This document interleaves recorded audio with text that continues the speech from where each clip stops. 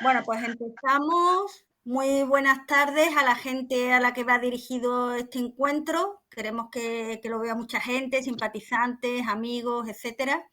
Y por supuesto a los compañeros que se encuentran aquí en esta mesa redonda. Los compañeros, bueno, en principio, si os parece, quitáis los micros mientras hablo yo, luego al revés, para que no haya tanta reverberación. Los compañeros ponentes en principio de esta mesa redonda son Antonio López Rodríguez, que está aquí con nosotros, Fernando Peraíta, que no sé qué ha pasado y no ha entrado, lo mismo entra más tarde, lo presento por si acaso, y Juan Lu González. Buenas tardes y muchas gracias por vuestra participación. Queríamos excusar la asistencia de la compañera Wafi, que no me sale bien el nombre, Wafi Ibrahim. Ahora la situación del Líbano es terrible y le ha sido imposible su participación. Seguro que en próximos encuentros podemos contar con ella. Y me gustaría, antes de presentaros y presentarme yo también, hacer una breve introducción de cómo se ha gestado esta mesa redonda.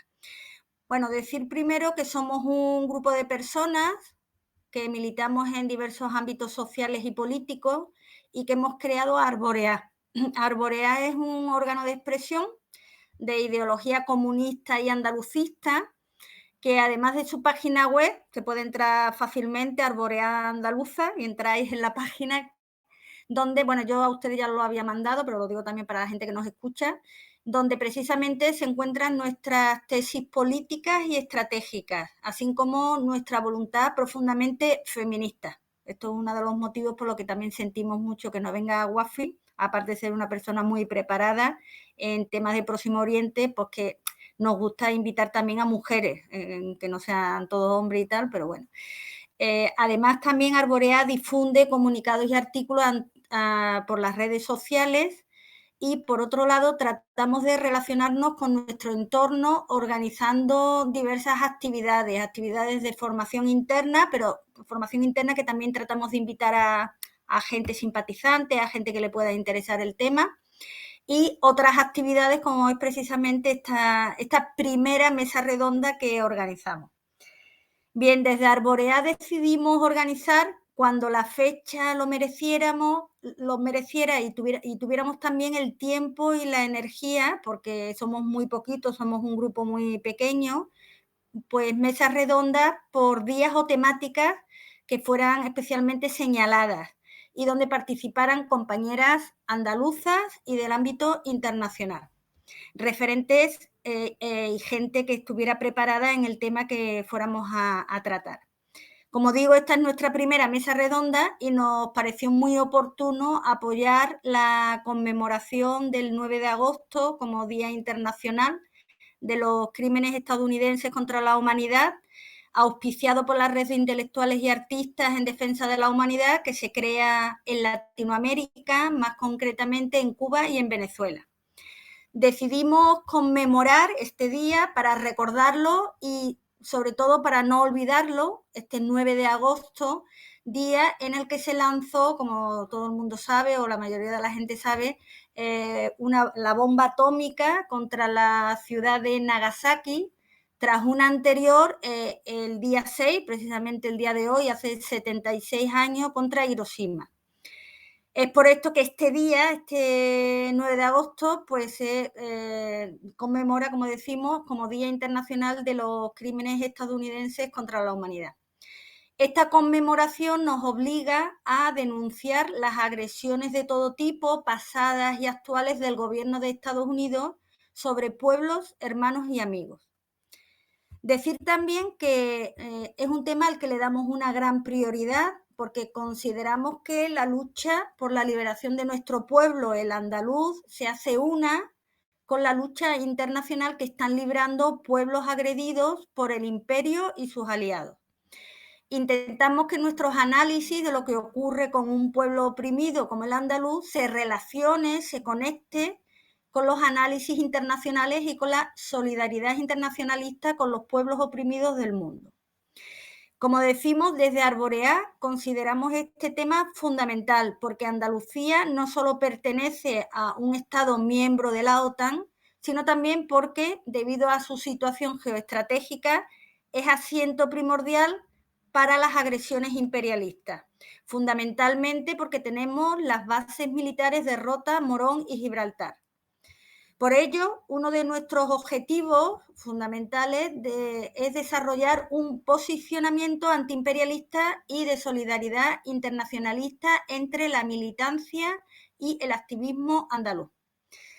Bueno, de ello depende que estemos a la altura de esa responsabilidad histórica que tenemos la izquierda por un futuro digno y soberano para Andalucía, los pueblos del mundo y la humanidad. Pasando más a la idea del contenido de esta mesa redonda, que no es otro que denunciar y explicar la situación de algunos de los focos más calientes en el mundo, donde los crímenes, agresiones e invasiones del gobierno de los Estados Unidos, con ayuda de gobiernos o potencias de la zona y de la OTAN, están siendo especialmente virulentos. Para hablar de estas distintas zonas contamos con la participación de los compañeros que me acompañan y que paso ahora a presentar. Tengo aquí también a Wafi Ibrahim, que bueno, como digo, una pena que no pueden, ya la veremos en otra ocasión. Antonio López Rodríguez es onubense de Huelva, presidente de la Asociación de Solidaridad con Cuba, Maximiliano Tornet, y miembro de la Coordinadora Andaluza de Solidaridad con Cuba, que por cierto, tanto la Coordinadora Andaluza como la Coordinadora Estatal hay que felicitarlas porque está haciendo una labor ahora de ayuda, de envío de material, de dinero, con toda la situación que está pasando Cuba. Y también Antonio es miembro de la Plataforma por la Venezuela Bolivariana y activista social y antiimperialista. Hola, Fernando. Hola, Chiqui, perdona que es que estaba despistado, no me he dado cuenta, perdonar todos. Nada, no pasa nada. Ya hemos dicho que estaba pendiente que tú entraras. Teníamos que empezar porque, bueno, porque no tenemos tampoco mucho tiempo Sí, y no pasa nada. Justamente has entrado cuando he terminado la presentación de Antonio y iba a presentarte a ti, o sea que has venido casi, muchas, ¿vale? muchas gracias y perdonar. Nada, nada. Fernando Peraíta, presidente de la Asociación de Amistad con el Pueblo Saharaui de Sevilla, desde que se creó en los años 90, lo cual no es poco, y que ha sido una persona fundamental en contribuir a todo tipo de actividades de apoyo al pueblo saharaui. Él eso no me lo había puesto en su biografía, pero yo sí lo pongo porque sé que ha participado en muchas actividades en relación con la ayuda al pueblo saharaui. Voy a presentarme yo antes de presentar a Juanlu, porque Juanlu es el primero que va a hablar. Yo soy, bueno, me dicen Chiqui, es un apodo, Concepción Cruz. Soy gaditana, además de miembro de Arborea, soy militante del SAT y trato en la medida de mis posibilidades de colaborar en diversos colectivos sociales y antiimperialistas de la ciudad de Cádiz y Sevilla. Soy profesora de Medicina Preventiva y Epidemiología en la Universidad de Sevilla y ante todo me defino como marxista porque trato de aplicar los análisis que aporta el marxismo y la filosofía dialéctica en todos los ámbitos de la vida, no solamente en la militante, sino también en la vida, en mi vida, en este caso personal y profesional. Y por último presento a Juan Luis González, gaditano, creo, y miembro de la red de intelectuales y artistas en defensa de la humanidad. Es analista internacional, experto en conflictos de Medio Oriente y Norte de África, pero también de otros escenarios geográficos del planeta. Colaborador de cadenas y web del Eje del Mal, supongo que el Eje del Mal entre comillas, desde nuestro punto de vista, y del Frente de la Resistencia en castellano de todo el mundo. Mantiene su blog, Los Bits Rojiverdes, donde vuelca parte de su producción. Autor del libro El Gran Juego, claves para entender los conflictos internacionales de nuestro tiempo, que ya nos gustaría que nos dijera cómo podemos acceder al libro, dónde se encuentra.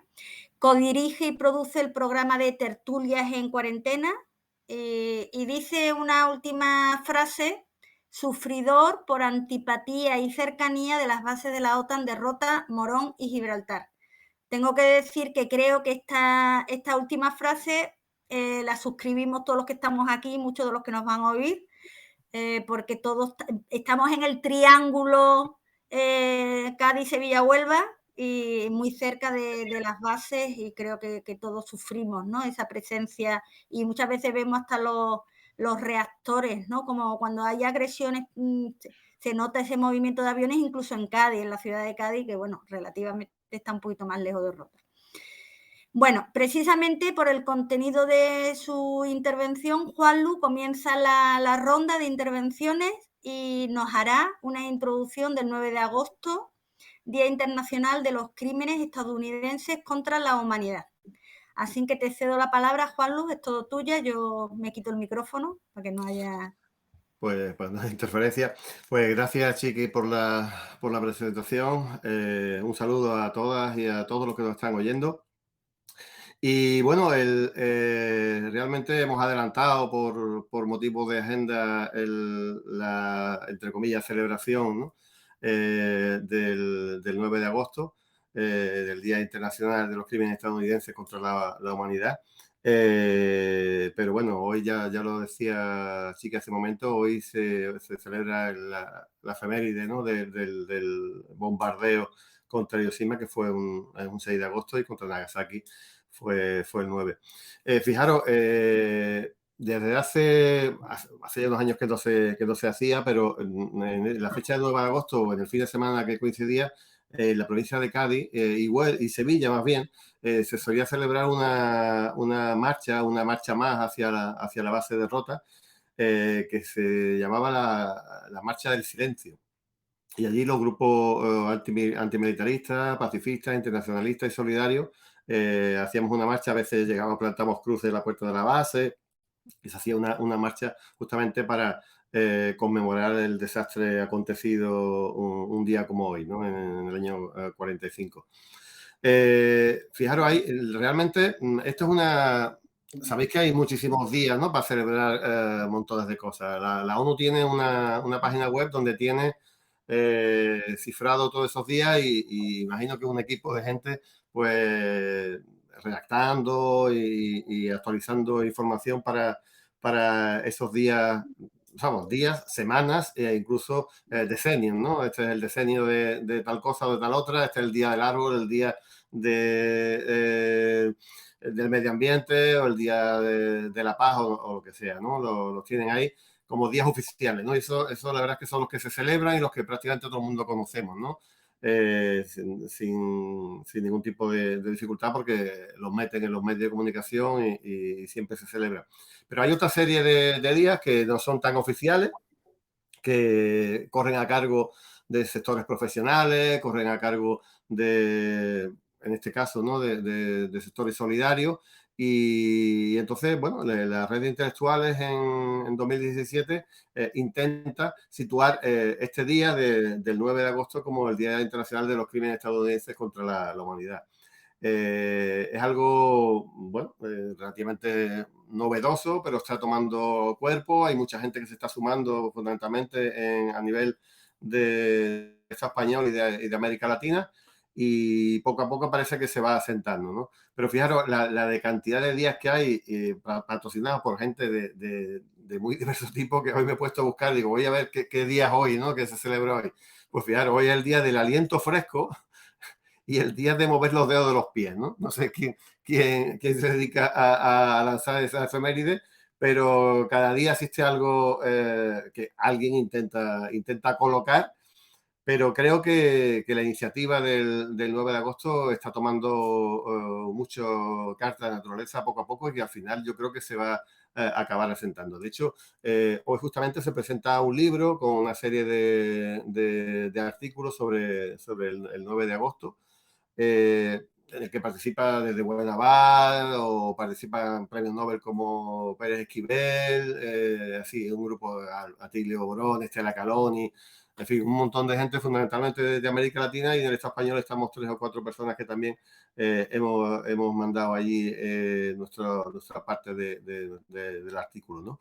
Para esta publicación. Ya colgaré, o cuando vayas a colgar el vídeo, Chiqui, si quieres, en YouTube o lo que sea, te doy el enlace para que la descarga la puedan hacer gratuito, y la puede descargar cualquier persona en el momento que quiera. Justamente se ha presentado en este día de hoy.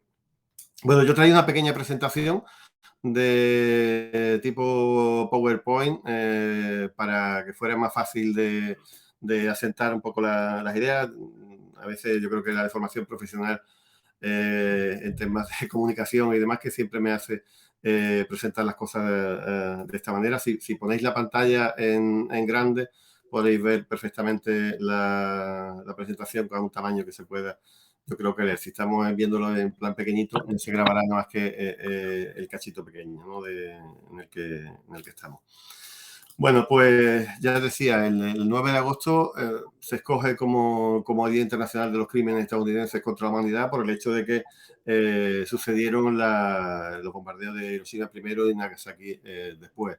La iniciativa parte del capítulo argentino de la Red de Intelectuales y Artistas en Defensa de la Humanidad, pero desde luego es algo que la propia red ha dicho que ya no es suya, ¿no? Que una vez que se levanta, una vez que se nace, pues lo que se desea es que cuanto más mejor la gente lo vaya asumiendo como suyo, que muchos organismos la asuman como algo propio, y deje incluso de vincularse con las redes intelectuales, ¿no? Estas redes, para los que no lo sepan, surge tanto ya lo dijo Chiqui, también como de Cuba y Venezuela. En Cuba tiene rango de ministerio, y en Venezuela de Secretaría de Estado, una especie de viceministerio, porque es una herramienta bastante útil para lo que decían estos líderes enormes, para desatar lo que es la batalla de las ideas, ¿no? Y justamente en eso estamos, y desde ahí, desde ese instante nace. Y bueno, ahora parece que se tiene un poco de ganas que despegue en el Estado español, y a ver si podemos ir arrimando un poco el hombro entre todos y todos, y consigamos que tenga presencia y que sirva para una serie de personas que trabajan en el mundo del internacionalismo solidario de clase. Y podemos ejecutar esa batalla de las ideas tan compleja y tan difícil, porque los medios contra los que luchamos pues son absolutamente desproporcionados, ¿no? Ya lo contaba antes, 6 de agosto del 45, Hiroshima, que provoca 166.000 muertos, la mayoría de ellos absolutamente civiles, ¿no? Esa es la tragedia tan bárbara, porque lo que se buscaba era la máxima destrucción, como se ve en esta imagen, la laminación de una ciudad que además estaba rodeada de montañas, con lo cual todavía se concentraba más la explosión, y el daño iba a ser mayor, como se aprecia en la imagen. Y el día 9, la bomba contra Nagasaki fue también absolutamente devastadora. Hubo menos muertes, se habla de 80.000 de muertes directas, y luego las indirectas podían ser casi, a veces hablan de que casi se duplicó a lo largo de los años, porque sabéis que la radiación persiste y tiene esa naturaleza de que puede estar los terrenos contaminados durante decenas y decenas de miles de años, ¿no? Fijaros, cuando uno habla de qué pasó en Hiroshima y en Nagasaki, todo el mundo decía que, bueno, todo el mundo en el imaginario popular, lo que se sostiene es que bueno, era necesario, había que acabar con una guerra que estaba provocando muchos muertos, y que, bueno, provocar 300, 400.000 muertos y tal, pues no suponía nada, porque realmente las bombas pues salvaron muchas vidas, ¿no? Eso es lo que se nos cuenta por la mayoría de la intelectualidad o de los expertos, entre comillas, del tema, y lo que nos cuentan sobre todo las películas, ¿no? de Hollywood, que al final muchas veces son los creadores de opinión, mucho más que cualquier libro o cualquier investigación seria que se pueda hacer. Pues fijaros lo que dicen dos generales, o dos personas muy prominentes del ejército americano de aquel entonces, que primero el Curtis LeMay, que dice que es que la bomba atómica no tuvo absolutamente nada que ver con el fin de la guerra, porque básicamente lo que hizo terminar era que Japón estaba ya estaba rendido, no tenía absolutamente ya nada que hacer, y sobre todo porque la Unión Soviética también acababa de decir que entraba la guerra, entonces ya no había ninguna manera de que se pudiera prever que Japón pudiera tener algún mínimo éxito en su planteamiento, ¿no?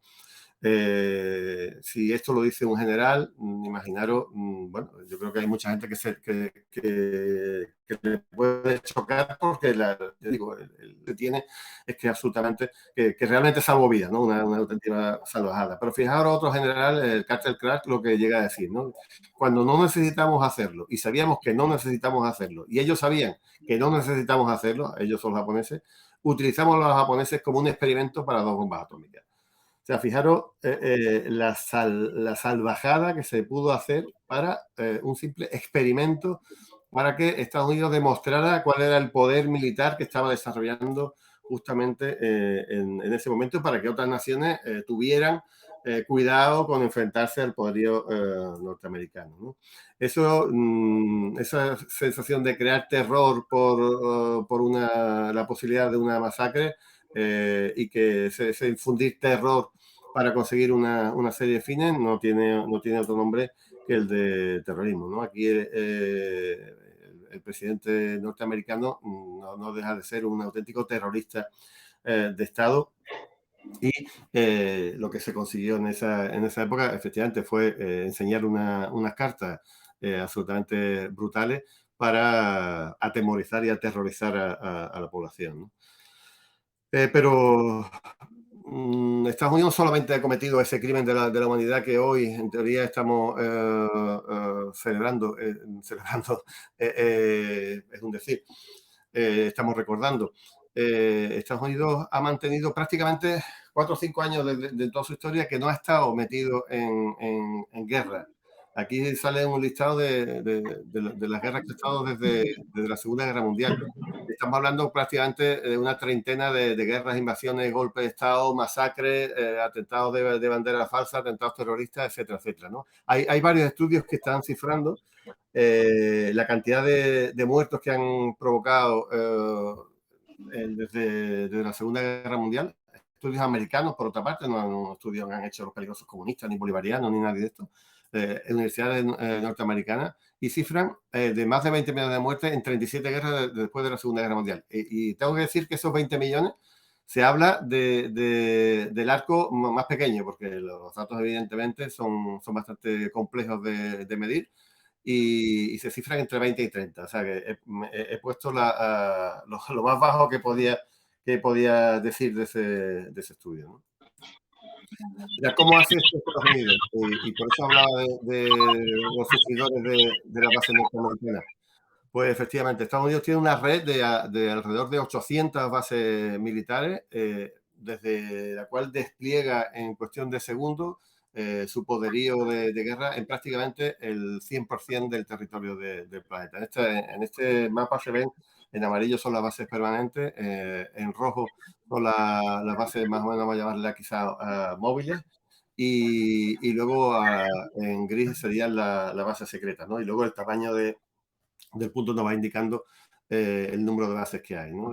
Fijaros, Europa fundamentalmente y Asia, que son todos los escenarios favoritos de la guerra norteamericana, como tienen esos puntos amarillos que son permanentes y más gruesos, ¿no? La idea es cercar por un lado a Rusia y cercar por otro lado a China, que en el Asia-Pacífico nos está derivando, se están calentando los puntos más bélicos del planeta en este momento, porque China sin duda ya está disputando el dominio económico. Yo creo que en algunos parámetros ya lo ha adelantado Estados Unidos, pero el poderío militar va a ser desarrollado justamente, está siendo desarrollado en este momento y va a poder plantar a cara a Estados Unidos, tanto en sus hinterland, en la zona de alrededor de China, como prácticamente en todo el mundo, ¿no? Pero a ver, Estados Unidos ha provocado estas decenas de muertos por vamos a llamarle las guerras convencionales.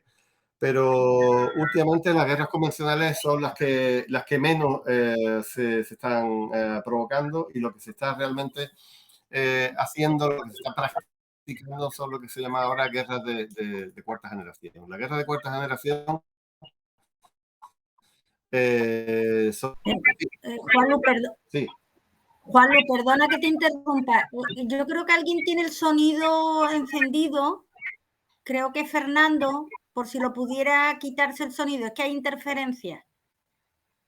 Ahora. Perdona, Juanlu, ya Vale, sigue, perfecto. sigue. Mirad, hay lo que digo, lo que se practica hoy no son guerras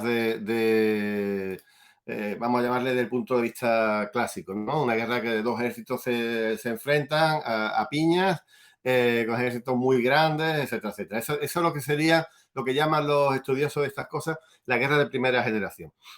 La guerra de primera generación, imaginar una guerra napoleónica con armas de fuego, con ejércitos enormes, etcétera, que se produce pues, en el siglo XIX, ¿no? Prácticamente. Siglo XVIII, siglo XIX, etcétera. La de segunda generación, porque lo tengamos un poco en la cabeza, es cuando se produce la revolución industrial y empiezan a mecanizarse también la guerra, empiezan a aparecer...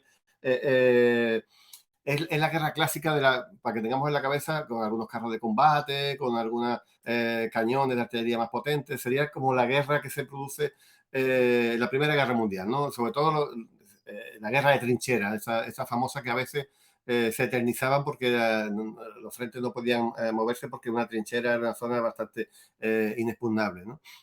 La de tercera generación ya hablan de que esos carros de combate muy rápidos, más o menos coordinados con los ataques aéreos, eran capaces de reventar en cualquier estado de minutos, en unos pocos minutos, cualquier frente, y donde había una superioridad importante de bélicas y sobre todo tecnológica, ¿no? Esa es la guerra que hemos visto, bueno, por ejemplo, en la guerra como Irak, ¿no? Que empiezan con unos bombardeos brutales desde aviación, desde barcos, etcétera, y luego ya viene la operación por tierra una vez que se ha laminado absolutamente todo, ¿no? Pero las guerras últimas, las que estamos viendo hoy mismo, fundamentalmente con la guerra, entre comillas, contra el terrorismo de Estados Unidos, o lo podemos ver si hablamos de América Latina, lo podemos ver, por ejemplo, en Colombia, son guerras de cuarta generación, que no es que no lo hayamos inventado ese término, que es ese término es propio de la doctrina norteamericana de seguridad, ¿no? Entre comillas también de seguridad. Son una guerra donde no hay grandes ejércitos, donde lo que se intenta son provocar guerras civiles a través de financiación de financiación y de entrenamiento de grupos internos, donde se utiliza la guerra de guerrilla, el terrorismo de Estado, guerras psicológicas, muchísima propaganda. Se mandan primero las divisiones mediáticas antes de empezar cualquier bomba para demonizar a líderes, demonizar a gobiernos, a regímenes, etcétera. Guerras hechas terciarizadas a través de mercenarios, etcétera, etcétera. No son guerras de baja intensidad, porque Diego, no hay grandes enfrentamientos de un ejército contra otro, porque desde luego son asimétricos, no hay mucho, lo que hablamos muchas veces de Palestina, ¿no? La guerra de Gaza la guerra de un ejército regular, potentísimo, de los más grandes del mundo, contra milicianos que se fabrican sus propias armas con tubos de regadío o tubos de agua, pues para hacer cohetes. Imaginaros lo que es llamar una guerra eso es un insulto, ¿no? Pero, ¿por qué? ¿Cómo mata a Estados Unidos con ese tipo de guerra? Evidentemente en Siria, imaginaros lo que ha pasado en Siria, lo que ha pasado en Libia, o lo que está pasando en Yemen, etcétera, ¿no? Porque junto con las operaciones psicológicas de la guerra de propaganda, antes de entrar con soldados en el terreno, ya sean propios o ajenos, se produce una guerra económica absolutamente brutal durante muchos años, y ya el compañero Antonio nos hablará de Cuba y del bloqueo norteamericano, pero podríamos hablar de otro montón de países. Fijaros, un estudio también norteamericano publicado por el propio gobierno que cifra en más de 40.000 muertes los muertos que han habido en Venezuela por culpa del bloqueo americano. ¿Por qué? Porque hay toda la medicina, porque la comida también puede escasear y pueden aparecer enfermedades por una malnutrición, etcétera, etcétera, ¿no? Eso es lo que está sucediendo en Venezuela, que estamos hablando desde 6 o 7 años con embargo. Imaginaros Cuba, imaginaros Corea, imaginaros cualquier otro país, ¿no? Pero a mí, si os acordáis, el informe o la investigación que hizo la revista, una de las más prestigiosas de medicina, de Lancet, cuando habló de Irak, el embargo que Estados Unidos había provocado sobre ese país había sido responsable de la muerte de alrededor de 500.000 de personas, en la inmensa mayoría de ellos niños, ¿no? Y en este caso pongo un recorte del país, que es quien reconoce esto, y estamos hablando del país que no puede haber nada más alineado con las políticas norteamericanas e imperialistas que este medio de comunicación, ¿no? Que es absolutamente cooptado por grandes firmas, por grandes capitales, fondos de inversión o por algunos de los países del Golfo implicados en muchas de estas guerras, ¿no? Pues Estados Unidos, además de haber provocado esa enorme cantidad de muertos con las guerras convencionales, ha provocado con los embargos y con los bloqueos otra serie ya mucho más difícil de cifrar, pero también es mucho menos lesivo para Estados Unidos. Cuando Estados Unidos se dedica, como en Irak, entra a saco y empieza a matar a centenares de miles de personas, y se está viendo, porque hoy ya cualquiera tiene un móvil, cualquiera tiene acceso a publicarlo, y aunque no alcance los más medios, pero es posible que la gente se informe, como ha pasado en Cuba, yo creo, en estos momentos las mentiras tienen las patas muy cortas y rápidamente la gente sabe qué está sucediendo en un país de estos, ¿no? Por muchas mentiras que intenten contarnos los grandes medios de comunicación. Entonces, al final, una muerte violenta es mucho más contraproducente para el imperio que una muerte lenta en un hospital o en un suburbio de una ciudad de un país del sur o del tercer mundo, como se le quiera llamar, ¿no? Pero fijaros la cantidad de países que Estados Unidos tiene en este momento sancionados. Las sanciones se derivan a través de un organismo que se llama la OFAC, una oficina para asuntos económicos internacionales que depende del Departamento del Tesoro. Y ahora mismo también hablamos de alrededor de 30 o de 30 y tantos países que están sufriendo ese tipo de sanciones que están impidiendo, fijaros, y voy a explicitar otra vez con Cuba, porque ya, aunque Antonio lo cuente, pero es que no había, o sea, Cuba estaba desarrollando vacunas contra la COVID, el primer país latinoamericano en hacerlo, pero tiene un problema gravísimo de inexistencia de jeringas porque no las puede comprar en el mercado, ¿no?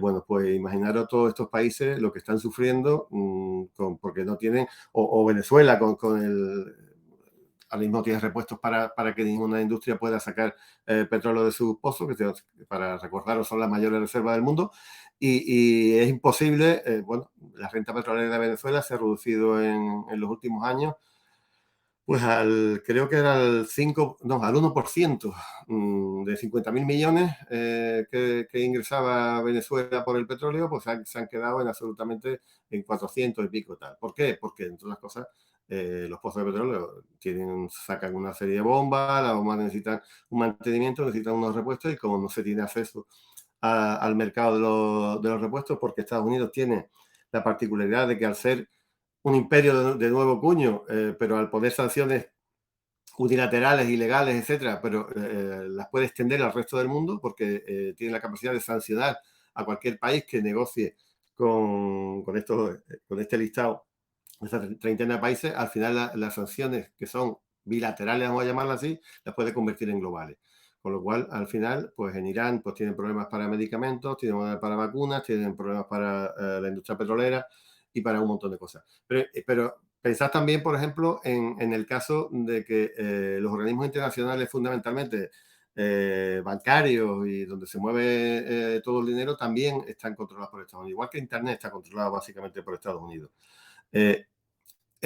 Para tú enviar un dinero de un banco a otro, pues los bancos tienen que reconocerse, tienen que cumplir una serie de normas, y está metido dentro de un sistema que se llama el sistema SWIFT, ¿no? Pues cuando a ti te expulsan del sistema SWIFT, tu banco ya no tiene posibilidad de hacer ningún tipo de compras en el exterior, porque no hay un sistema alternativo que incluso ni este listado de países que están absolutamente machacados han sido capaces o les han dejado poner en marcha un sistema alternativo al SWIFT donde pueda haber intercambios comerciales, ¿no? Entonces, al final, Estados Unidos tiene la triste capacidad de lograr que sus sanciones, a través de sanciones paralelas, de sanciones secundarias, sean capaces de cortar a un país para que no reciba absolutamente ningún tipo de insumo del exterior, ¿no? Eso es un crimen evidentemente contra la humanidad. Los castigos colectivos son crímenes de guerra, pero bueno, que nadie puede fiarse o esperar de que haya justicia universal en el sistema en el que estamos viviendo en este momento, ¿no? Pues ya digo, mortandad creadas por guerras convencionales, por guerras económicas y aunque no sé si me estoy pasando un poco del tiempo, pero no quería dejar de hablar de la huella ecológica norteamericana. Porque también el American Way of Life, ¿no? Que parece que ellos están como país excepcional, que lo que quieren es extender su modo de vida a todo el mundo, como si eso fuera posible. Un modo de vida despilfarrador, de consumo, de cargarse prácticamente medio planeta. Hay solamente un país, que es Emiratos Árabes Unidos, que tiene una huella ecológica superior a la norteamericana. Pero Estados Unidos, para vivir como está viviendo fundamentalmente su clase dirigente, no los millones de pobres que arrastra el sistema norteamericano, Estados Unidos necesita 10 países, los recursos de 10 países como él para poder subsistir. Con lo cual, necesita robar, entre comillas, o sin comillas, los recursos de 10 países como él, que es prácticamente medio planeta, ¿no? Lo que realmente Estados Unidos necesita, y por eso necesita tener ese ejército tan universal de base norteamericana y esos ejércitos de propaganda tan bestiales, porque si Estados Unidos es un imperio de cualquier punto de vista, lo puede ser militar, también económico y tal, pero fundamentalmente pues, desde el punto de vista cultural, ¿no? En fin, no quiero extenderme más. Después, aparte de debate, de conversación, podemos entrar en cualquier tema de los que queráis. Justamente deciros que hoy precisamente se acaba de liberar este libro, Estados Unidos contra la Humanidad, hecho por las redes intelectuales en el capítulo argentino, y aquí participa un plantel de gente bastante conocida en los ámbitos de la disidencia, ¿no? Por llamarlo de alguna manera, como Atilio Borón, Estela Canoli, Caloni, el Premio Nobel de la Paz, Pérez Esquivel, etcétera, etcétera. Ahí hay un buen listado, no está completo, es el que aparece en la nota de prensa, pero ya digo, desde la página de la red intelectual lo podéis descargar y se acaba justamente de colocar hoy, porque bueno, el día lo merece y para ir calentando el ambiente para el 9 de agosto. Así que, bueno, espero haberme ceñido al tiempo.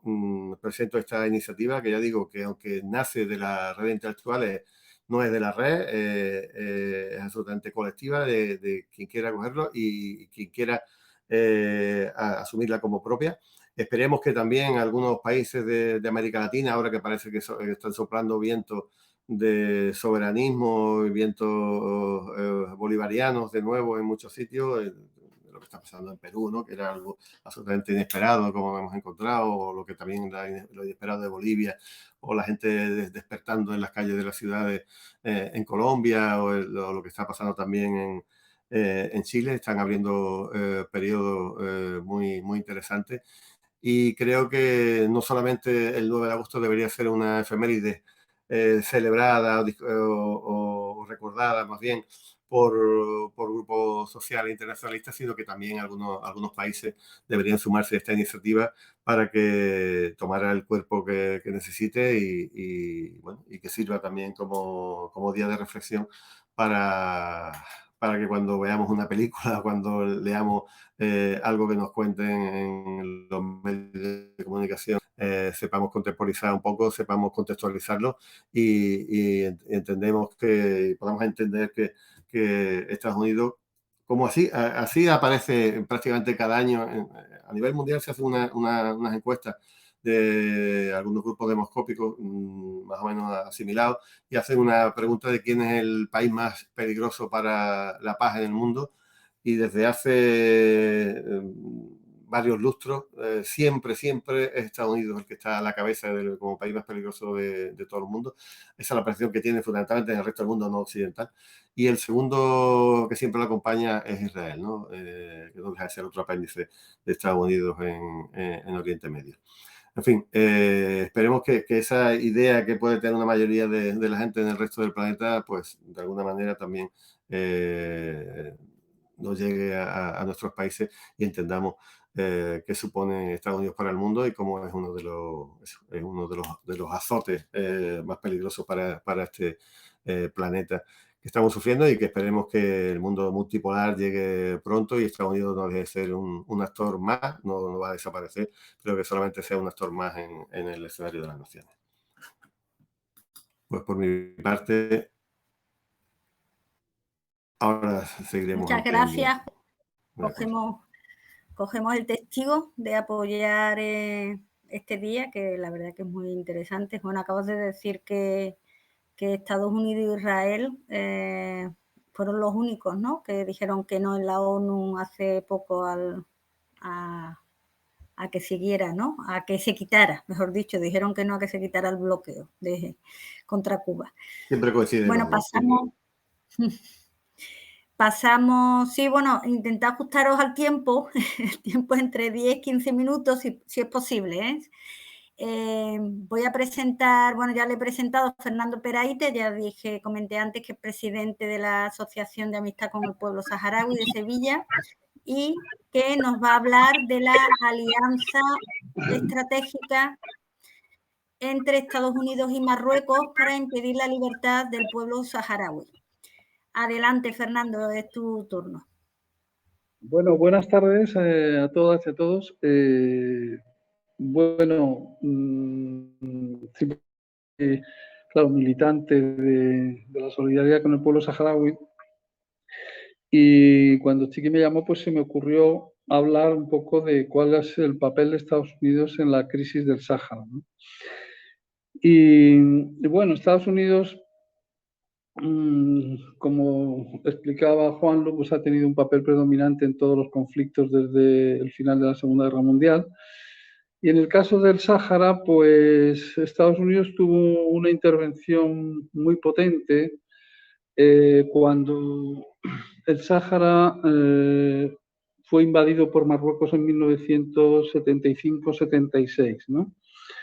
Hay que tener en cuenta que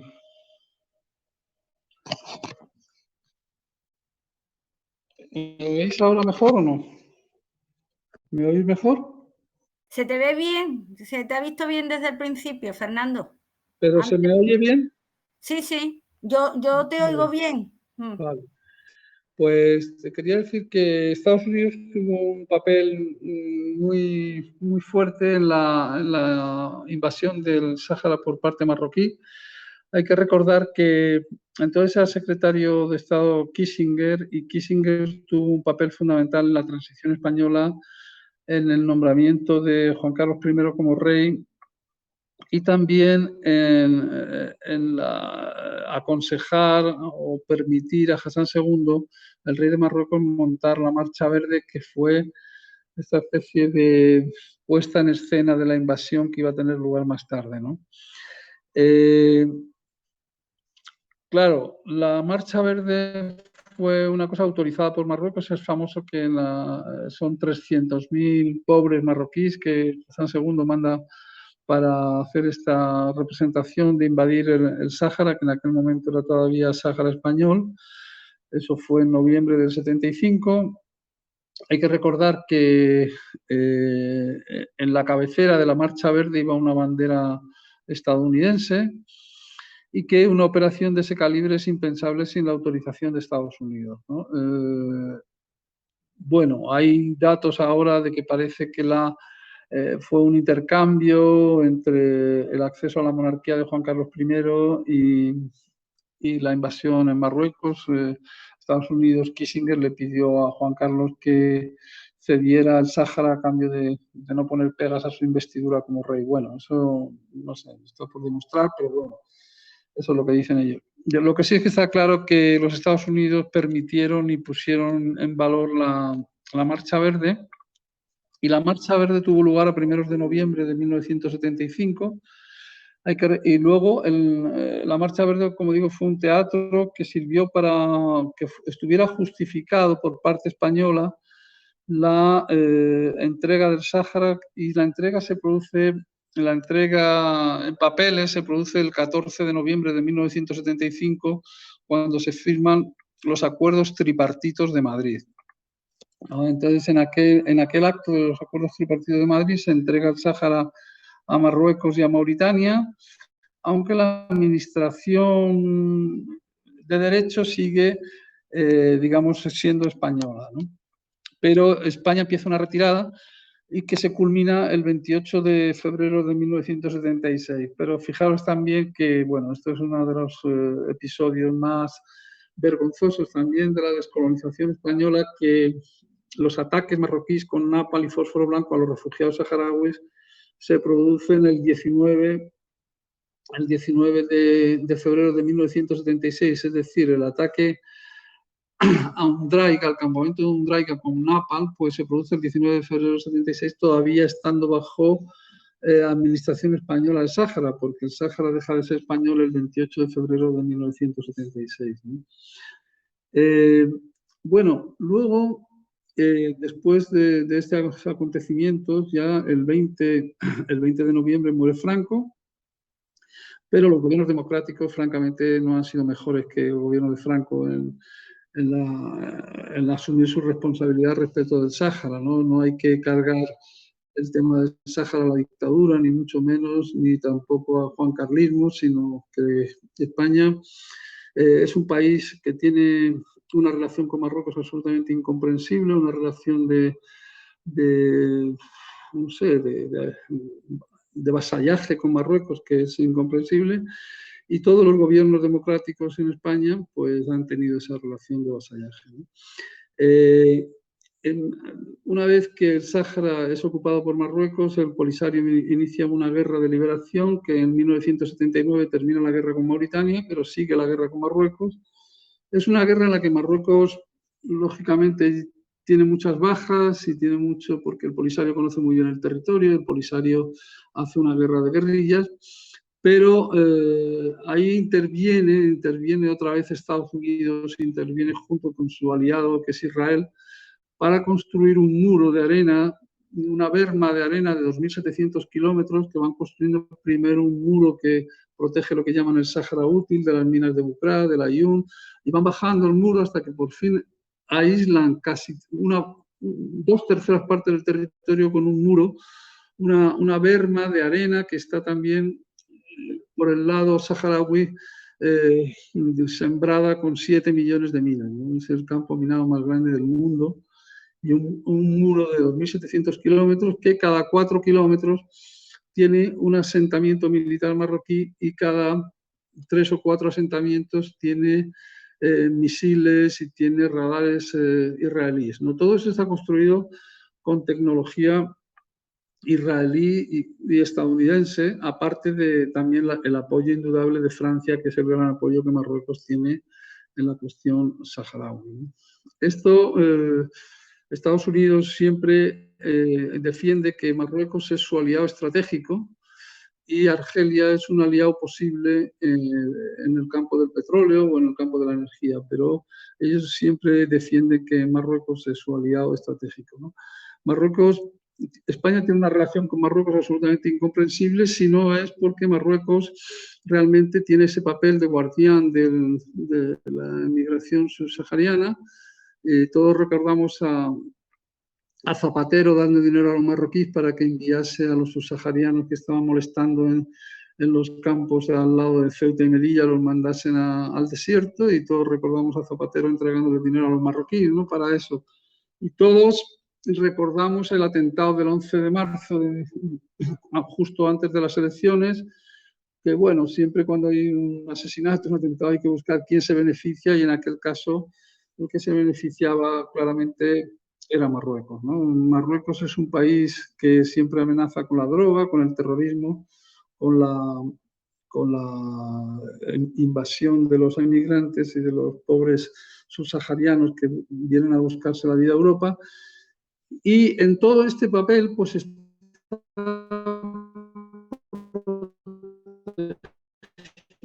por las grandes potencias que la ONU nunca a favor de una celebración del referéndum, ¿no? Y el referéndum de autodeterminación del Sáhara está impedido por los votos que se dan en el Consejo de Seguridad y fundamentalmente por Francia y Estados Unidos. España tiene un papel subsidiario, pero tampoco vota nunca a favor de los saharauis. España siempre se mantiene en ese papel subsidiario de Francia en política internacional y prácticamente nunca ha votado a favor de los saharauis. Siempre está diciendo que se cumplan las resoluciones de la ONU, pero en el fondo apoyando a Marruecos, ¿no?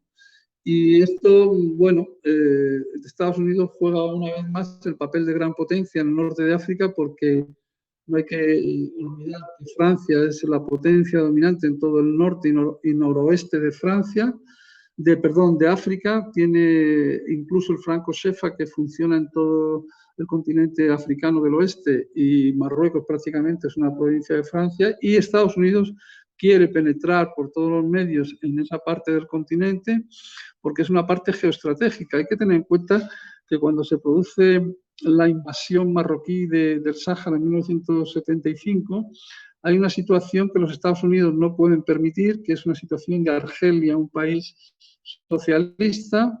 En Portugal se había producido la revolución de los claveles, en España el Partido Comunista era el partido de la oposición, ya que el Partido Socialista en aquel momento no existía, y en Italia el PCI era una fuerza muy importante y los Estados Unidos no pueden permitir que un partido o un movimiento de liberación como es el Frente Polisario, claramente arabista y claramente socialista y aliado con Argelia, pues llegue al poder, ¿no? Entonces sería como un país azul, digamos, Marruecos, rodeado por países rojos que eran Argelia, el Sáhara, Portugal.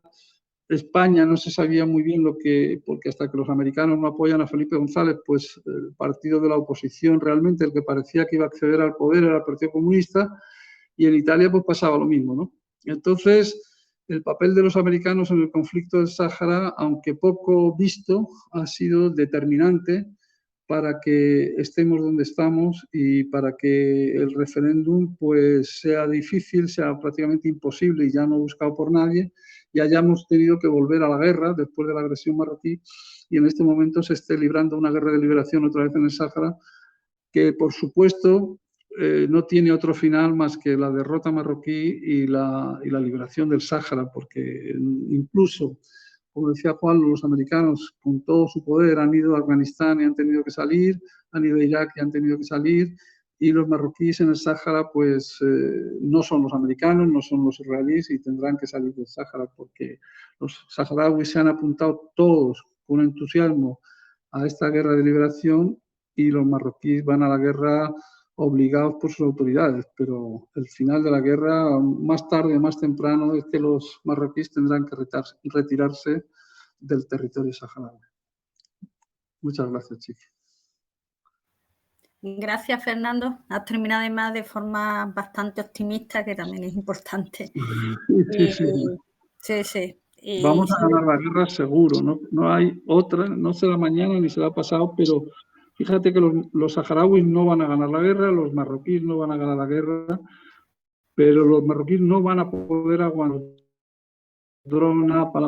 no van a poder aguantar en territorio saharaui. Ten en cuenta que son 2.700 kilómetros de muro con los saharauis atacándoles un día en un sitio, otro día a 1.000 kilómetros de distancia. Y ese goteo de ataques, los marroquíes, sobre todo los pobres marroquíes, que son los que van a ir a la guerra, porque los ricos marroquíes no van a la guerra, ni la gente del Maxen va a la guerra.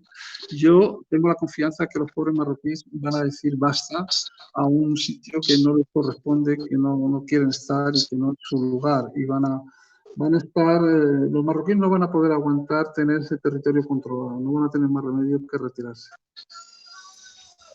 Bueno, es muy interesante tu intervención. Además, ha sido reciente, ¿no?, las maniobras de Africón en Marruecos, hablando de la relación de Estados Unidos y de Israel.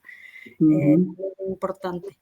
Bueno, pasamos a a la última intervención de Antonio López Rodríguez, que hemos dicho que es presidente de la Asociación de Solidaridad con Cuba, Maximiliano Tornet, que nos hablará de las agresiones y bloqueos que ha tenido y tiene que soportar la República de Cuba por parte de los diferentes gobiernos de Estados Unidos. Su intervención lleva por título un título muy bonito: 62 años de agresiones, 62 años de resistencia y dignidad, Cuba, la isla rebelde. Adelante, Antonio. Hola, muchas gracias por la invitación. No obstante, antes de entrar a hablar un poco del terrorismo practicado por el imperio contra Cuba, me gustaría detenerme mínimamente en la introducción que hacías del programa, Chiqui, en relación a la OTAN. Y es que hemos asistido hace escasamente 3 meses, quizás 4, con una tremenda tristeza e impotencia a cómo las autoridades del gobierno de este país, del gobierno del Estado español, al final han prorrogado la permanencia de las bases de Morón y de Rota en nuestro suelo para vergüenza de todos aquellos que nos sentimos antiimperialistas y amantes de la paz. Podremos decir que en nuestro nombre no, cuando descarguen esas bombas, igual que hicieron el 6 de agosto del 45 en Hiroshima, que al calor de estos debates, lo primero que se le viene a uno a la cabeza es aquel 1.000.000 de grados centígrados que, según los estudios de algunos investigadores, llegó a tener el hongo, que además tenía un diámetro de 17 kilómetros. Simplemente pensar eso es algo absolutamente terrorífico. Bien, sobre Cuba, ¿qué podemos decir sobre la isla rebelde, la que lleva 62 años siendo agredida, sufriendo el terrorismo de un país al que tiene una milla? Y es un país que, en cuanto a la Revolución Cubana, ninguna de las administraciones que han venido desde el año 59 con Eisenhower hasta esta recién estrenada de Biden, pues prácticamente todas han ido reforzando toda la hostilidad, el carácter genocida, criminal en sus políticas hacia la isla revolucionaria. Entonces, yo creo que el triunfo del 59, de enero del 59, de los barbudos, y un poco las concepciones y las acciones del movimiento revolucionario cubano, lo que puso en práctica en favor de la sociedad, llevaron a los Estados Unidos, llevó al imperio a adoptar un poco medidas para presionar a ese gobierno que era naciente, no solo desde el punto de vista político, sino también desde el punto de vista económico, y ahí lo del bloqueo, y desde el punto de vista militar también. Por lo tanto, en aquel momento la guerrilla, aquella guerrilla contrarrevolucionaria en la Sierra del Escambray, que no fue en el único lugar, había más de 200 bandas criminales repartidas en los primeros años de la revolución, más de 200 bandas criminales operando en el país. Quizás las más famosas fueron las que se concentraron en el Escambray. Constituyó, eso sí, uno de los primeros intentos de la CIA, estamos hablando del año 60, en un intento de colocar la revolución, de colocar el cartel de territorio libre de analfabetismo, después de la herencia que había cogido de la dictadura de Fulgencio Batista. Y eso fue uno de los primeros intentos de la CIA para derrocar a la revolución, que se vio frustrado por la derrota que sufrieron y que recibieron a manos de los obreros y de los campesinos cubanos. Uno de los principales problemas de la sociedad cubana, denunciado por Fidel durante el juicio por el asalto a Moncada, era ese, el analfabetismo. Y para erradicarlo se llevó a cabo un plan, una campaña que en un año había conseguido el propósito que estábamos hablando, de colocar el cartel de territorio libre de analfabetismo. Y ahí asesinaron a 2 compañeros, a Conrado Benítez y creo que era a Zunce de apellido Manolo Azunce por parte de estas bandas contrarrevolucionarias. Pero un freno al proceso. Las primeras acciones no cumplieron el objetivo de debilitar la triunfante revolución, por lo que los Estados Unidos dio un paso más allá en su afán. Las operaciones militares para diezmar la capacidad defensiva de Cuba y derrocar al gobierno, pues prácticamente no tardarían en llegar. Fue en marzo del 60, 1 de marzo del 60, si acaso 14 meses después del triunfo revolucionario. Explotaban un puerto de La Habana, el barco Le Couvré, matando a 101 personas, no solo cubanos, también algunos franceses. Ese barco venía de Bélgica, cargado de armas para defenderse de la revolución. ¿Y cuál no sería la insidia de estos contrarrevolucionarios, la maldad congénita de estos fascistas contrarrevolucionarios? Que hubo dos explosiones. Una vez que la primera sucede, las personas más cercanas al lugar del puerto de La Habana fueron a socorrer a los heridos, recoger los trozos de cuerpo de los fallecidos, y en ese momento de asistencia estalla la segunda bomba y ocasiona, pues eso, un balance de 101 muertos, no recuerdo los heridos, pero vamos, 101 muertos tipificados en el informe final. Por lo tanto, esta fue la primera, después de lo del Escambray, la primera gran acción terrorista en el Le Couvré, en un vapor que se llamaba el Le Couvré.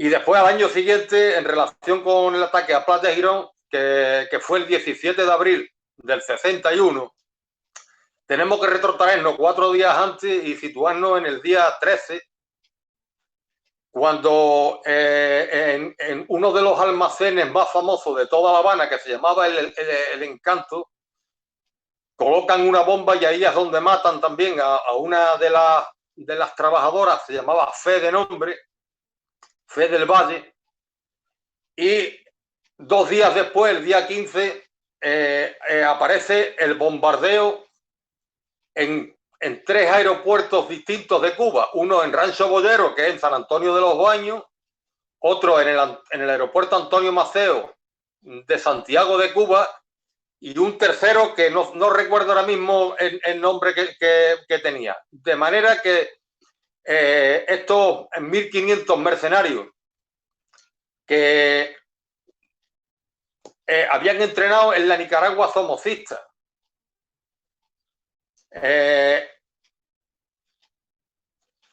y en la Nicaragua somocista habían sido entrenados. Los aviones eran norteamericanos, le habían pintado la bandera cubana y la bandera del Tocororo debajo para intentar de hacerse pasar por aviones desertores cubanos.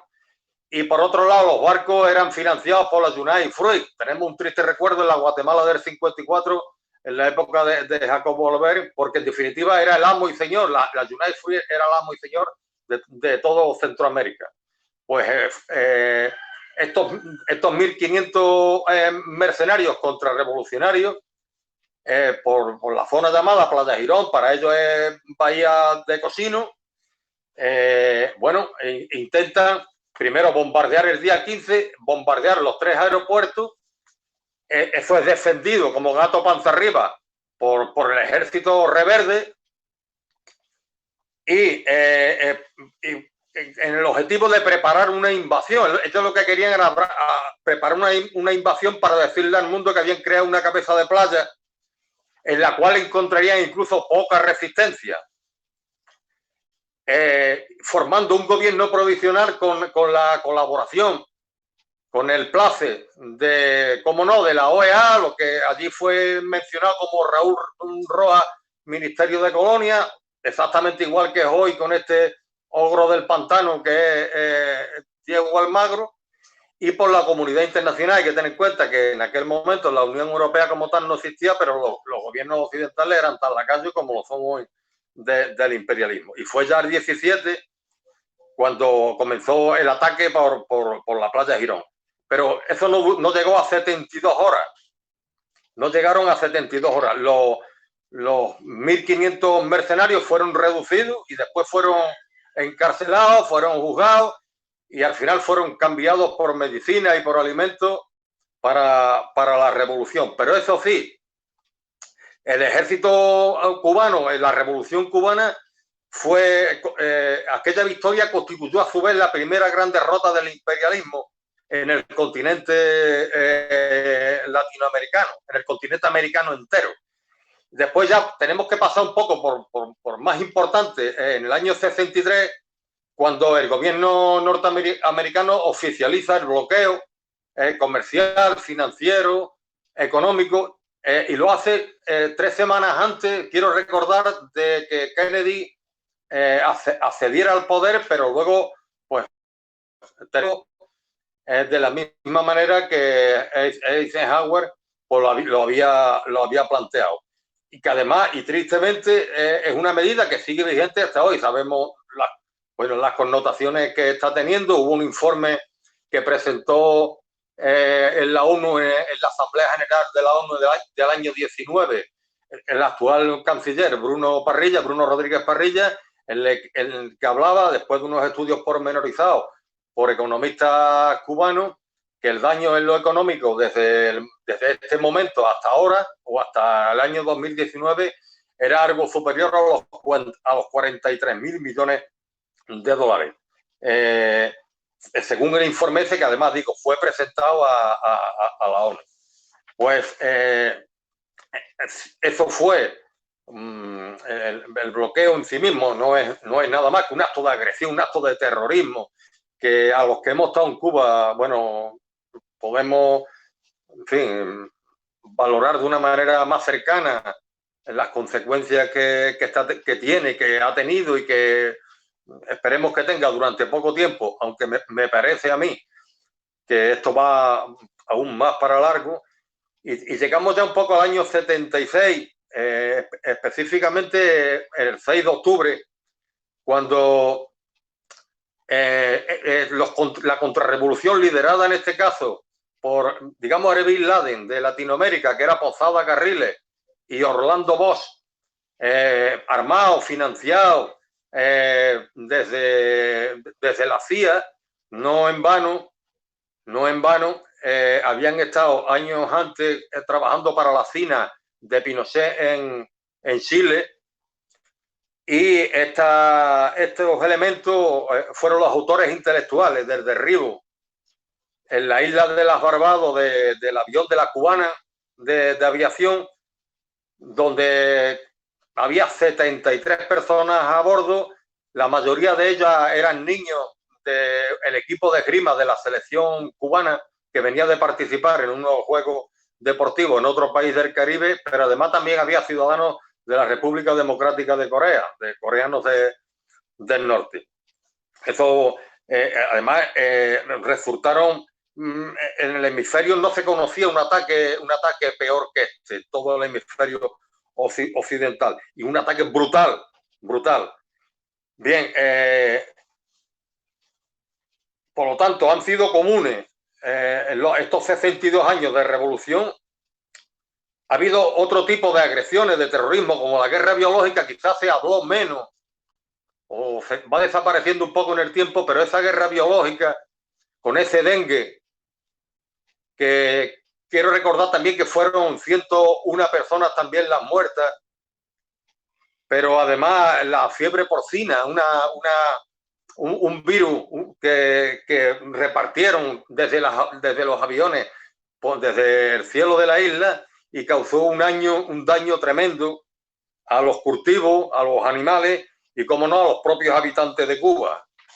Y entre otras agresiones, no podemos obviar ni mucho menos los intentos de asesinato que ha tenido Fidel, que según Fabián Escalante, que ha sido su jefe, digamos, de seguridad durante todo el periodo que estuvo dirigiendo a la revolución, el número total de intentos de asesinato ascendían a 638. De hecho, recientemente ha sacado también un libro, Fabián Escalante, imposible de localizarlo por aquí, pero todo el mundo ávido por poderlo también tener en la mano lo antes posible, ¿no? Donde hace un repaso de todos los pormenores de los 638 intentos de asesinato. Y sabemos que al amparo del gobierno, de todos los gobiernos estadounidenses que se fueron sucediendo, estos han apoyado a ese terrorista. Dígale, porque él declaró haber recibido el apoyo de la administración norteamericana para una serie de atentados, incluso en hoteles de La Habana, bueno, de La Habana y de Varadero. En concreto, en el año 97, para intentar frenar el avance del turismo en la isla, que estaba tomando cuerpo, de hecho, hubo 9 atentados, la mayoría de ellos en los Meliacos Iba, en la cadena Meliá, aunque también en la bodeguita de en medio pusieron alguna bomba. Incluso en el Hotel Copacabana de La Habana mataron era un empresario italiano, Fabio Di Selmo. Bueno, toda una concatenación de actos terroristas en los hoteles, donde Orlando Bosch y Posada Carriles lo han manifestado, estando transitoriamente en la cárcel de Venezuela antes del triunfo de Chávez a finales del 98. Él estuvo un pequeño periodo de tiempo no juzgado por nada de esto, sino por temas de otro tipo administrativo. Y ahí hubo una periodista venezolana de apellido Herrera, el nombre no logro recordarlo, que fue capaz de arrancarle todas las confesiones en un libro que se llama Pusimos la bomba y qué. Ese es el título del libro. Bueno, y es un personaje que, bueno, cuando antes de morir, hace un par de años, el tío se paseaba por el icono de la hostelería en la pequeña Habana de Miami, que le llaman al Versace, el restaurante Versace, donde el tío montaba actos públicos y donde era un icono de la contrarrevolución afincada, bueno, en ese nido de víboras que es la Miami contrarrevolucionaria. Habría también que añadir como un acto que agredió no a una familia cubana, sino al pueblo cubano en su conjunto, el secuestro del niño Elian González. Nos acordamos que yo creo que fueron 4 meses y medio en un sin vivir, cuando la madre de Elian González, sin conocimiento del padre, se monta en una barcaza, la barcaza vuelca, la madre se desaparece y el niño se agarra a un neumático y, bueno, ya es rescatado llegando a las costas de Miami y, bueno, una jueza se lo entrega al tío abuelo del niño. A partir de ese momento, el padre, José Miguel González, pone a la revolución y a Fidel mismo lo pone al canto de la situación y el pueblo, con el gobierno cubano a la cabeza, el pueblo cubano entero siente como suyo ese secuestro.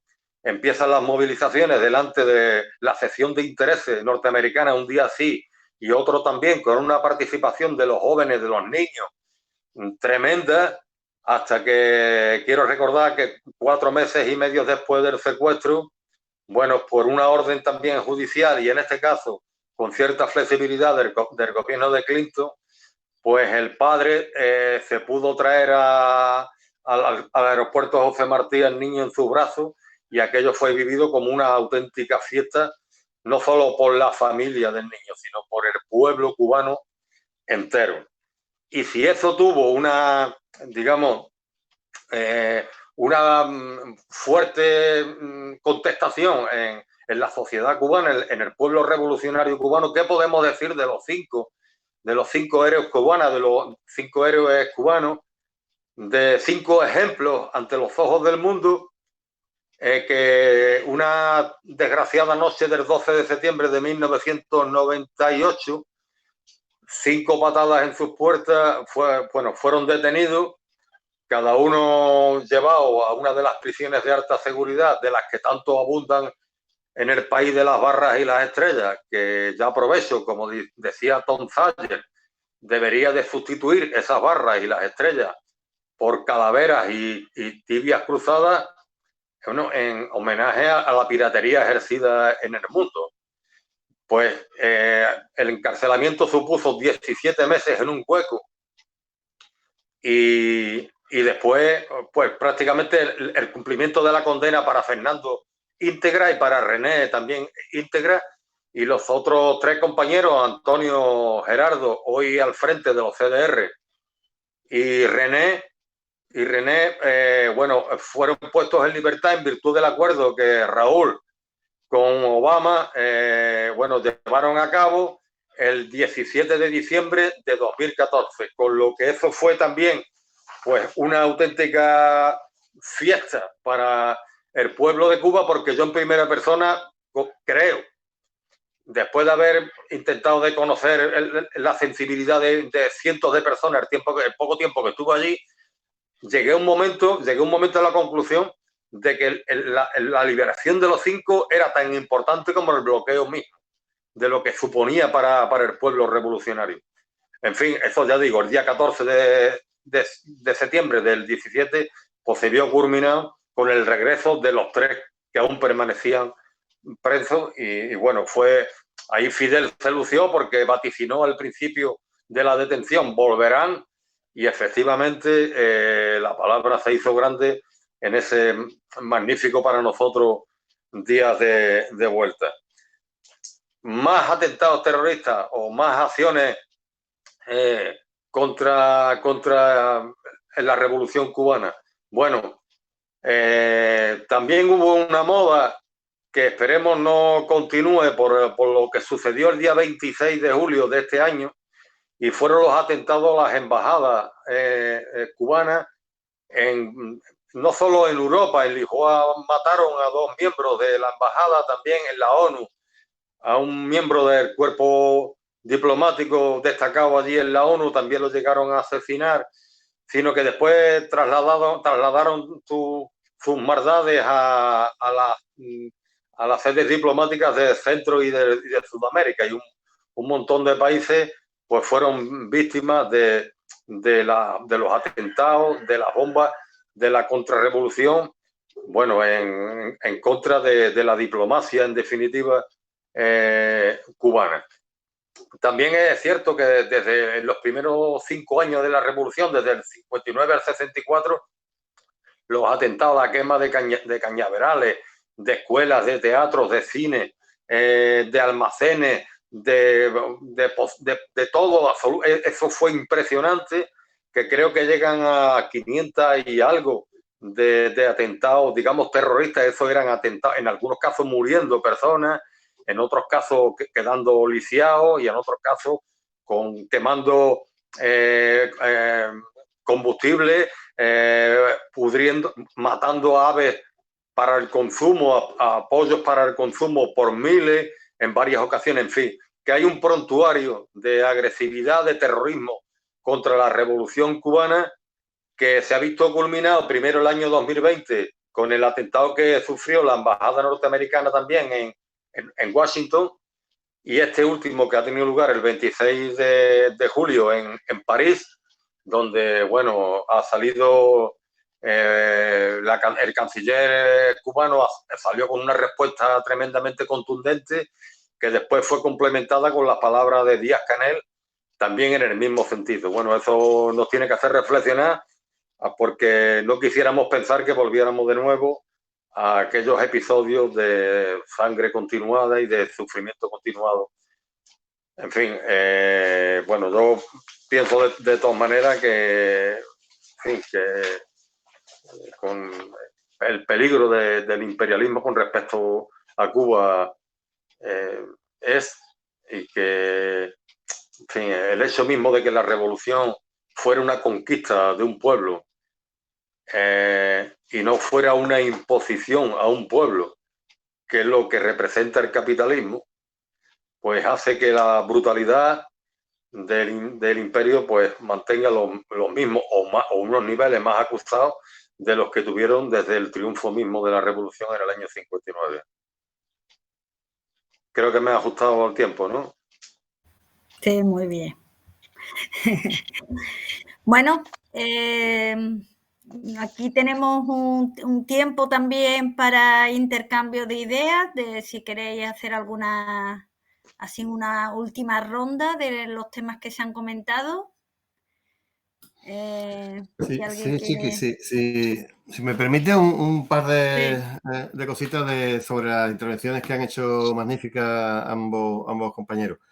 A mí siempre me ha dado un poco por investigar o por leer o por rebuscar la intrahistoria de la transición o la falsa transición en España, en el Estado español. Sí he encontrado documentos inequívocos, tanto de liberación de papel de Wikileaks como de los papeles de la CIA que han cumplido su tiempo de secreto y algunos de ellos al menos los han sacado, algunos de ellos muchos miles, porque recordemos que los papeles de la transición española son absolutamente secretos y siguen siendo secretos, no quieren que se sepa qué pasó allí. Pero lo que sí está claro es que hay un cable de la embajada norteamericana en Madrid donde hablan abiertamente de que el rey estaba jugando para Estados Unidos contra la propia el Estado español y sobre todo porque estaba actuando como un espía de Estados Unidos dentro del gobierno de España cuando él lo asumió transitoriamente y pretendía regalarle el Sáhara a Marruecos. Pero no solamente el Sáhara, sino que muchas veces cuando han empezado a decir, hostia, que intervenga la corona, que somos amigos de Marruecos para arreglar las relaciones, etcétera, hubo un momento que también salieron papeles, que eso no los conocía hace como un par de meses, donde el rey estuvo a punto de regalar Ceuta y Melilla también en el mismo pack del Sáhara. Y eso está escrito, o sea, que esos papeles están ahí, se pueden ver. Y parece bueno, que Melilla se la regalaban del tirón y Ceuta como Tánger en un periodo internacional y luego soltarlo, ¿no? Eso por un lado, porque de hecho la mal llamada transición española se dirige fundamentalmente desde Estados Unidos, desde el principio hasta el final, y con dos historias muy claras.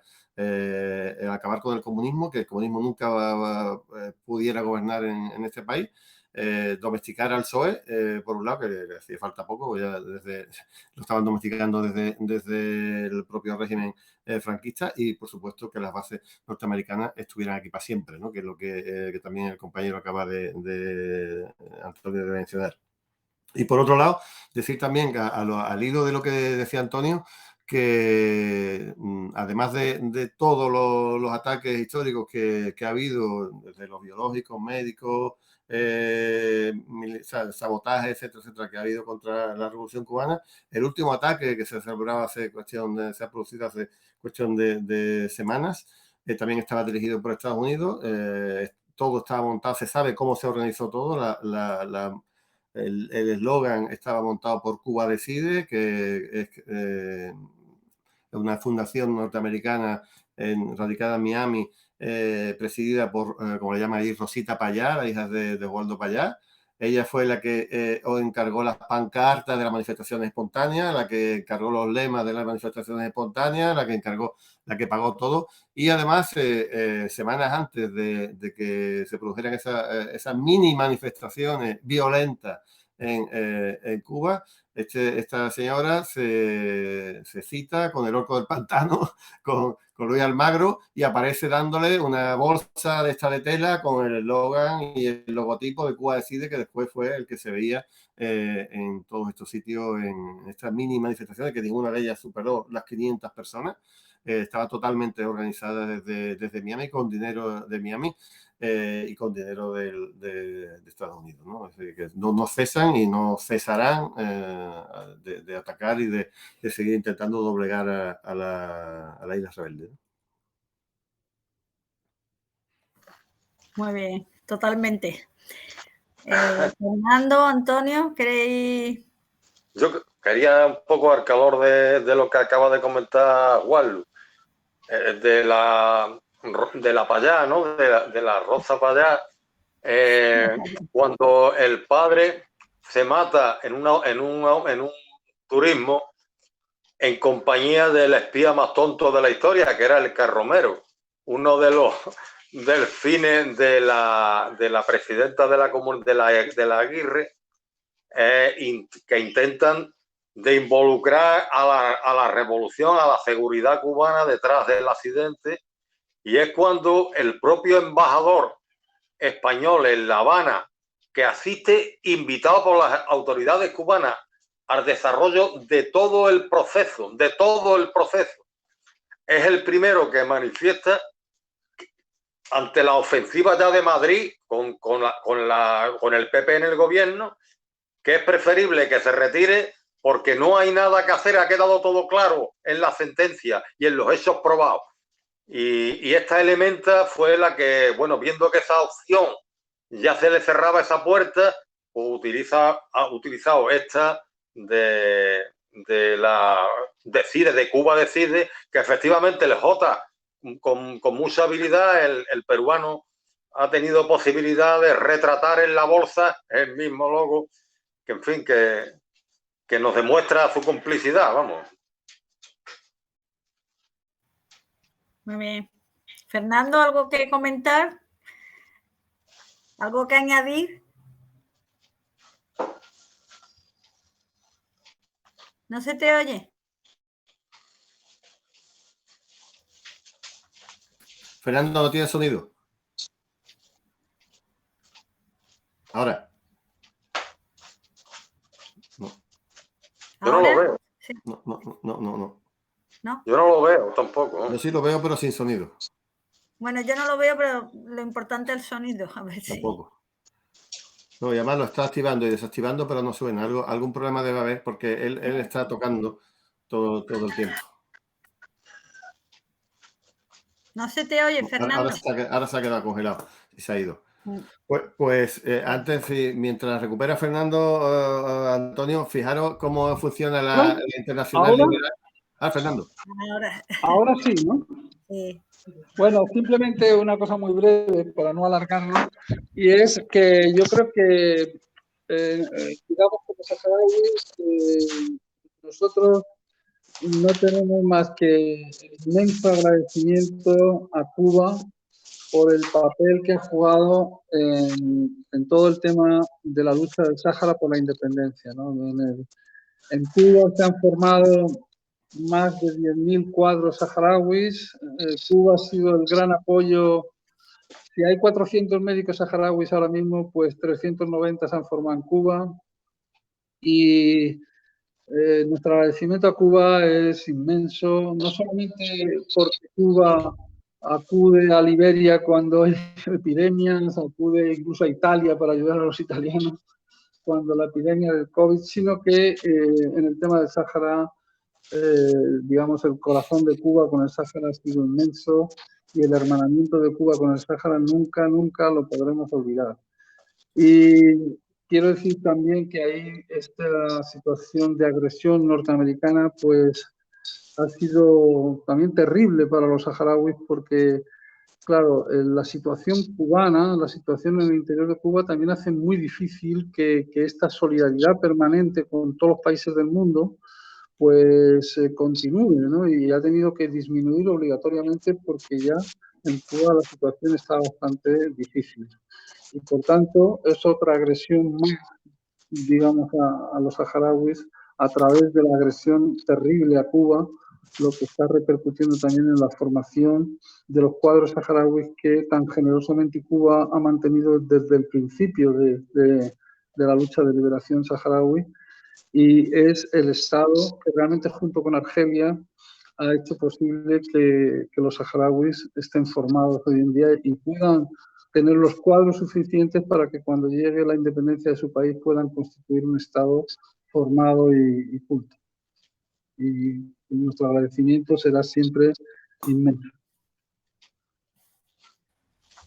Bueno, yo quería comentar también que hay que tener ahí también mucha esperanza porque es verdad que Cuba con el tema del COVID en un principio estaba bastante bien el tema de la epidemia. Obviamente ha llegado un momento en que las variantes, pues claro, entran, sobre todo con el tema del turismo y tal. Pero como ya ha comentado, creo que fue Juanlu, es impresionante el potencial biotecnológico que tienen, 5 candidatos vacunales, de los cuales 3 ya han demostrado eficacia. Además, son unas vacunas que no son vacunas de nuevas generaciones, que siempre dan un poquito más de de a ver qué pasará, si no son vacunas de tecnología más clásica, lo cual da mucha seguridad. Y ahora están vacunando muchísimo, o sea que yo ahí también soy muy optimista de que todo el proceso de vacunación, que ellos desde el principio hablaban de 3 dosis, ahora ya aquí empiezan a hablar de las 3 dosis, que bueno, que eso se revierta y que sobre todo para que sigan ayudando, ¿no?, a otros países y además también el tema de la solidaridad con Cuba, cómo ha llegado todos los insumos que les hacen falta para todo el tema de medicamentos y de vacunación, o sea que por ahí también tenemos que ser optimistas, creo yo. Yo por lo menos con Cuba soy muy, muy, muy optimista también. Yo lo único comentar, bueno, pues una reflexión del qué hacer, de todo esto que estamos hablando. Yo creo que en realidad ya lo hacemos cada uno de nosotros, pero era un poco por hacer una recopilación, la importancia que tiene pues esta misma mesa redonda, por ejemplo, las tertulias en cuarentena, las actividades que hacéis ustedes también. Yo vi a Fernando en una actividad que hizo en apoyo del pueblo saharaui en Sevilla, que estuvo muy bien. Entonces, la importancia que tiene la acción, ¿no?, la formación, el conocer, pero también la acción en la calle, que bueno, que creo que tenemos que estar ahí continuamente, ¿no?, en apoyo de cuando hay agresiones, aunque seamos poquitos o lo que sea, yo creo que siempre hay que intentar esa acción. Y también me centraría mucho, creo que es muy interesante el tema de las bases, que creo que Juan Luz, y también me lo comentó a nivel más personal, no sé cómo le llamaba, las marchas silenciosas, ¿eran? La marcha del silencio. Marchas del silencio, no me acordaba del nombre. Pues con el tema de las bases tenemos que seguir dando ahí, aunque seamos también pocos, o hacer formas para denunciar la situación de las bases, porque claramente las bases sabíamos que se iban a quedar, aunque ya había pasado ese plazo. No sé quién ha comentado que claro, que siguen para adelante, ¿no? Entonces, por lo menos aquí que haya una resistencia, ¿no?, a todas estas, y sobre todo en Andalucía, ¿no?, en el tema de las bases. Bueno, si no comentáis nada más, cerramos la mesa redonda. Creo que el micro tuyo, Fernando, está regular. Muchas gracias por todo. Ha estado muy interesante vuestra participación, me ha encantado los contenidos y nada, esto se va a grabar y se va a editar, se va a poner así un poquito más guapo y os lo pasaremos, lógicamente, para que lo tengáis. Bueno, os lo difundimos y ya pasaríamos el enlace.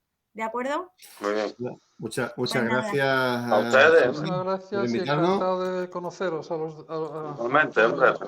Y si esto sirve para ir tejiendo redes, tenemos que repetirlo, porque ellos están muy, lo que yo suelo llamar la Internacional Liberal, están súper bien estructurados, organizados en las dos orillas del Atlántico, y aquí parece que quizá vamos un poco más por nuestra cuenta. Y ahora lo que estaba diciendo antes, que no acabo de decirlo, pero la fundación esta de la Rosita Payá ha dado 2 premios hace muy poquito tiempo a la gente que lucha por la libertad, y el primero se lo ha dado a Herman Tersch, el eurodiputado de Vox del Parlamento Europeo, y el otro a otro diputado del Parlamento Europeo por Vox también, que es el padre de Leopoldo López. O sea, fijaros las interconexiones, o sea, por eso las luchas son todas las mismas, están absolutamente interconectadas, y bueno, vamos a través de los medios que nos ofrecen las nuevas tecnologías, vamos a intentar estar también conectados, luchando, porque todas las guerras son la misma guerra. Perfecto. Muchas gracias y seguimos. Adelante. Muchas gracias a todos. Un abrazo. Adiós, un abrazo. Hasta luego. Igualmente. Adiós, salud.